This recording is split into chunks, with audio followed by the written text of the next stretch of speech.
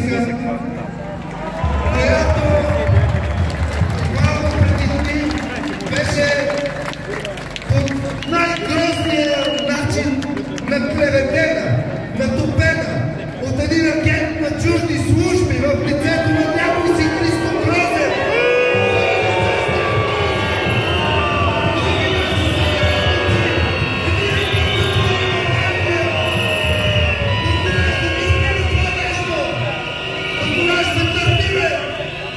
Чужди агенти тук да терипействат, да се каврат с българския народ. Предателите днес са ги издигнали в култ, превръщат ги в герои, а те не са и никога няма да бъдат. Защото нашето дело е право и той ще победи. Идвайте всички тук, 12 часа кулминацията, затваряйте кафенета, фризьорски салони, идвайте на площада. Сега е момента. До година по това време може би ще е късно. Диляна, заповядай.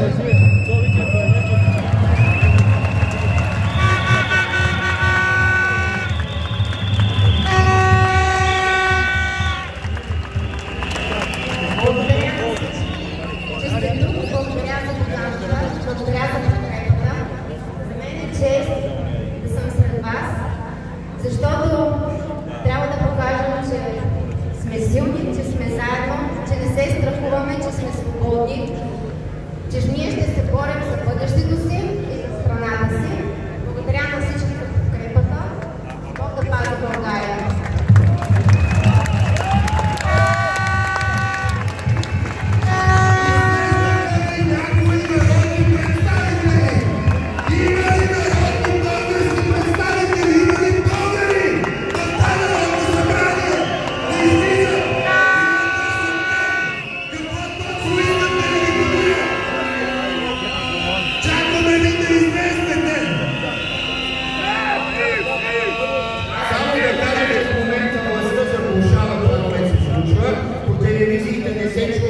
Няма звук, няма никакъв звук в преките излъчвания.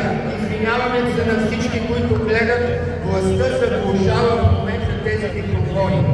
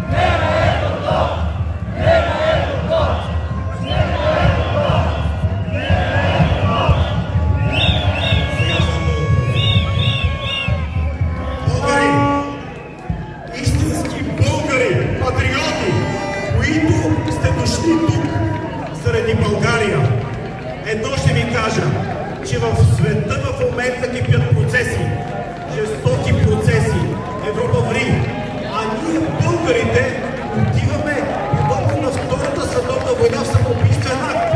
Ще плащаме репарации. Ако ние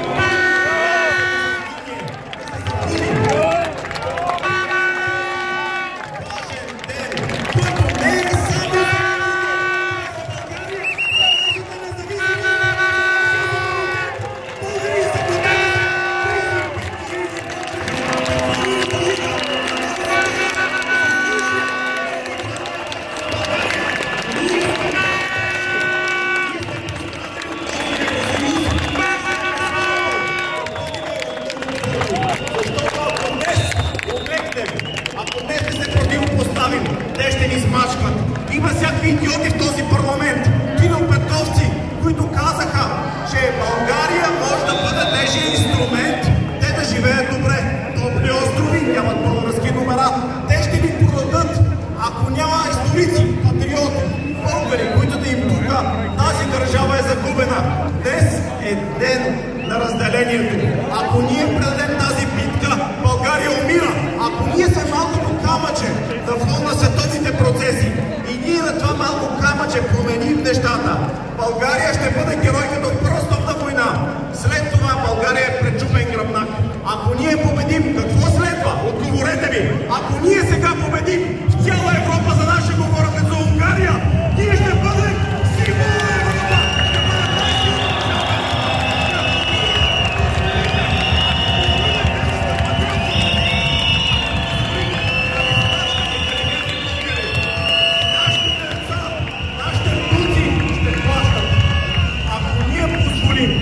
Пред нас са много важни геополитически събития. Света се променя. Големите камъни. Ние сме малкото камъче и за тази битка за еврото, не само за еврото, за суверенитета, за фрагменти от счупена България. Ако изоберем, ако всички се обединим, един ден България ще е споменат като велика държава, дала кирилицата, дала историята на половината Европа. Да, нека да гледаме каролинския модел, не ни пука. Но ние сме пренесли православието и в Русия, и в Източна Европа. И затова България е велика държава на 1300 години.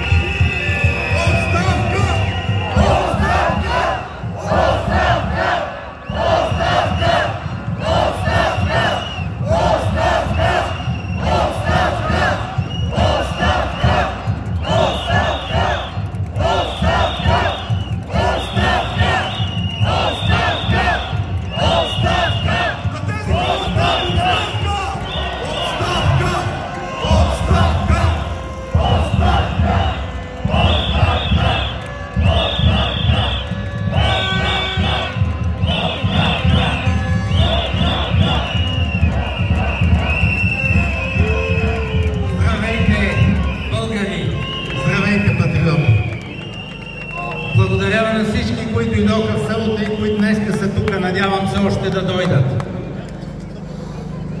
Последните дни сигурно виждате как продажните медии въобще не ни отразяват и се опитват да ни внушат, че всичко е решено, че няма защо да се съпротивляваме. Ето, днеска ще се опитат да прочетат така наречения конвергентен доклад, който е фалшив, с който искат да ни набутат в капана. Истината е, че този доклад е само една първа стъпка. От нас зависи да спрем процеса, а това минава през оставка на това продажно правителство и на този продажен парламент. Оставка!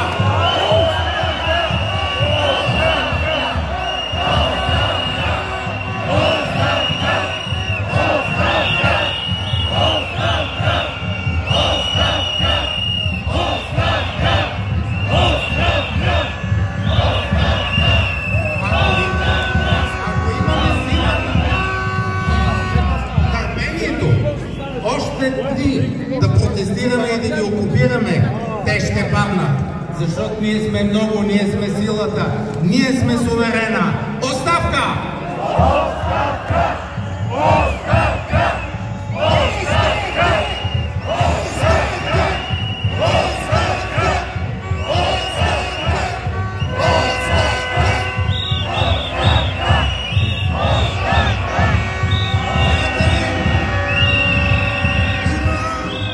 Народни представители, които се отзоваха на нашия призив и излезнаха от пленарната зала, излезнаха от сградата на Народното събрание. Това са българи, които не желаят да стават съучастници в това, което ще се случва днес и през следващия един месец. Имайте нещо друго в предвид, много важно.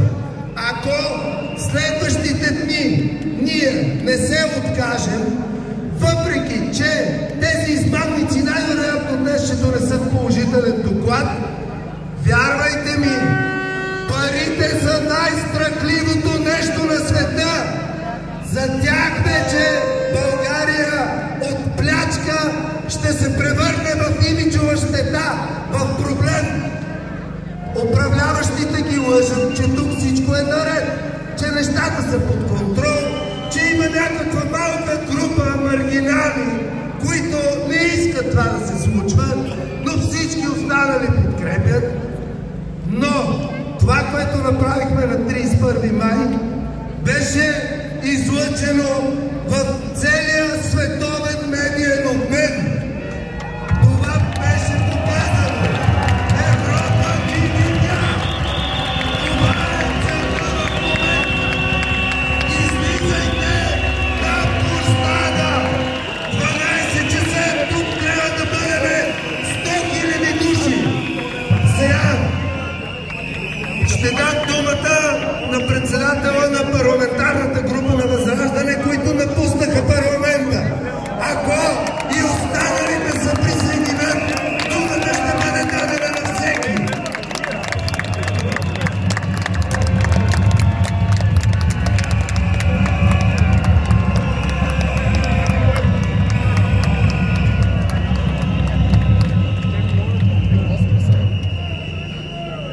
Знаете ли какво съобщение получихме от полицията сутринта в 8:30, когато протеста започна? От БНБ казали на полицията, че събраните тук няколко десетки човека пречат на работата на БНБ, като вдигат шум.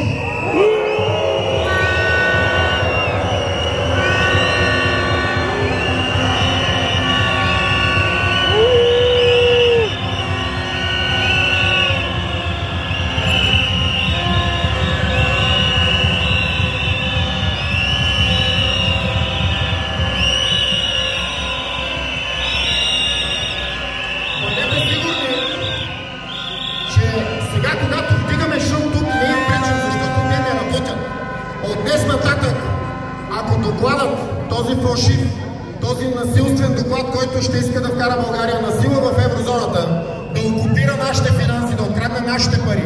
Ако този доклад бъде положителен днес, БНБ спира да съществува. Вече няма да има БНБ.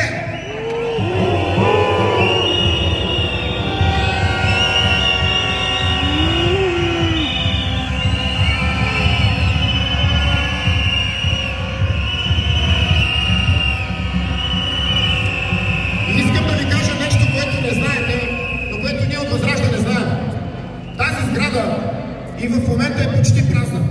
В нея много рядко влизат външни хора. Тя почти не извършва никаква дейност. Управляващите еничери на практика ликвидираха БНБ предварително. Тази сграда от днес нататък, ако този доклад бъде положителен, става абсолютно безпредметна. И не бих се очудил, ако бъде утре купена или за централа на Пески, или за някакъв хотел, или бъде съборена, както събориха доста сгради в центъра на София, символизиращи българска държавност. Така че от днес нататък тази институция на практика вече е ликвидирана. Но походът на еничерите срещу българската държава не се изчерпва само единствено с това. Предстои да бъде ликвидирана и другата институция – Народно събрание. Защото макар и в момента вътре народните предатели да са повече от народните представители, все пак това е институция, която символизира България. Но от днес нататък, ако този доклад бъде положителен, Народното събрание се изчерпва от съдържание, защото знаете ли какво ще се случи следващата година в началото, когато трябва да бъде гласуван бюджет на България? Ние, представителите на вас, българския народ, няма да имаме право да гласуваме бюджет, който не е одобрен от Европейската комисия.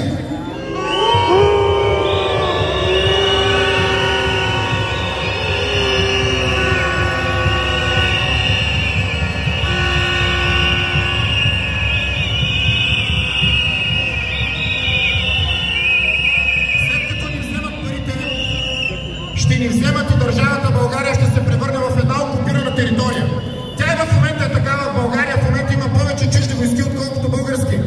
След като откраднати парите от резерва на валутния борд, който е над 70 милиарда лева, те на практика ще унищожат нашата държава. Но, тук има едно голямо но. Те подценяват българския народ, а българският народ се събуди в събота на 31 май и каза: искаме свобода, искаме независимост, искаме референдум, искаме сила!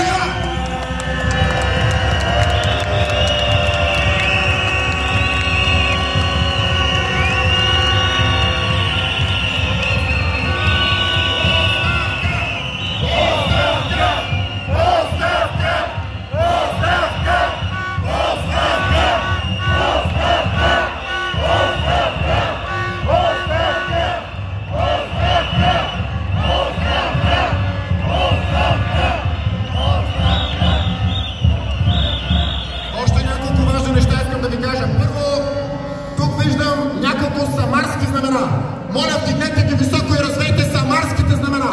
Нека да ги видят и ничерите, които показваха тези самарски знамена.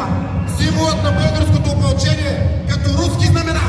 Еничерите за пореден път поругаха българската история и показваха самарските знамена, обяснявайки как на територията на България българите били протестирали с чужди знамена. Не, еничерска долна измет. Това е знамето на българското опълчение. И днес опълчението живо е тук, на България, център на прощане на София.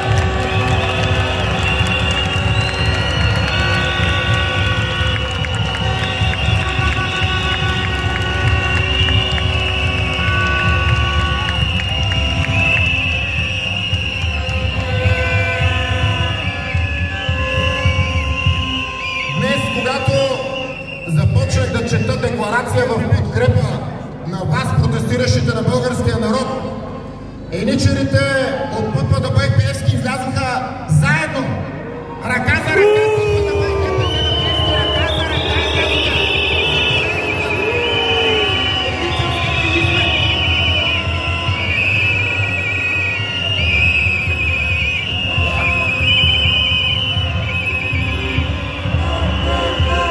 Знаете ли какво казах на еничерите?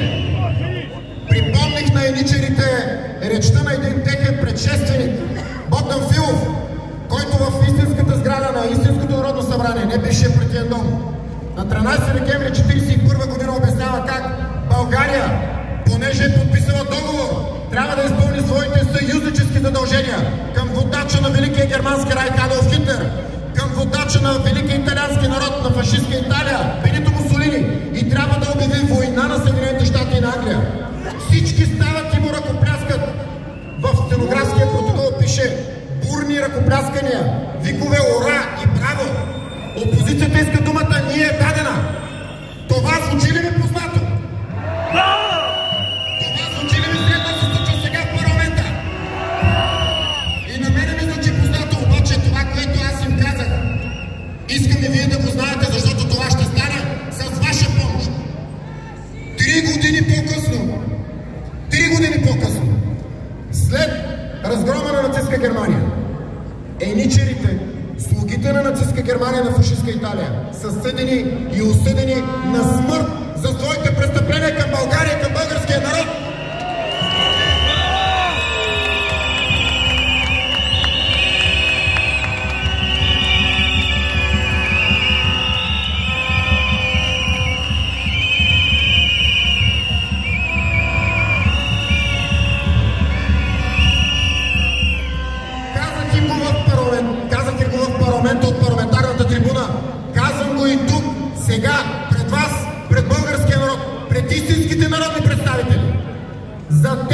които вземат това решение за тези, които ще унищожат българските финанси, ще ограбят парите, белите пари за черни дни, скътани през дългите гладни години на България. За тези изменници и национални предатели ще има съд. Ще има съд за техните престъпления. Също както са съдени съюзниците на нацистска Германия след края на Втората световна война. Ще съдим неонацистите и ще им дадем заслужено наказание според закона за техните престъпления. Искаме ли това?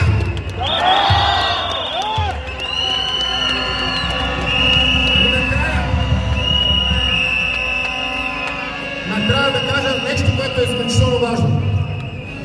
В парламента се чува това, което става тук на площада. Еничарите са изнервени. Еничарите са оплашени. Еничарите в момента се чудят от кой вход да излязат. Защото ги е страх от българския народ. Защото те са национални предатели, а не народни представители.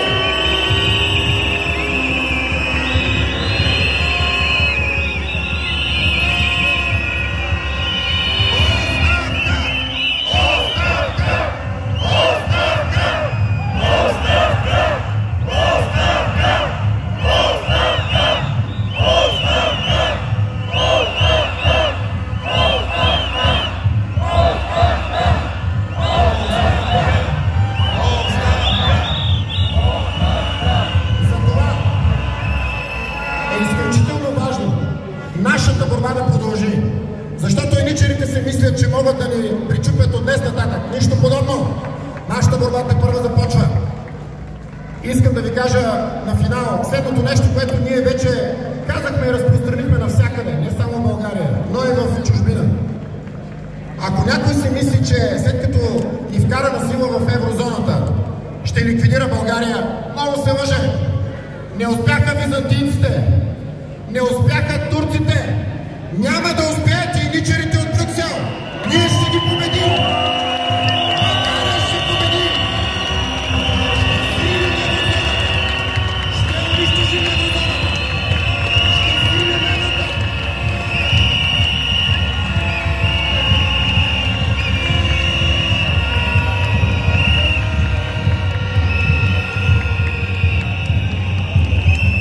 Затова нашата борба трябва да продължи с протести, постоянни, в цяла България. Призовавам ви, организирайте се самостоятелно. Кой както реши, по какъвто и да било начин, борбата трябва да продължава. В София, в областните градове, в общинските центрове, в селата. Ще организираме бойкоти, ще се борим с насилственото вкарване на валутата. Ще искаме оставката на това правителство. Искаме избори, искаме референдум.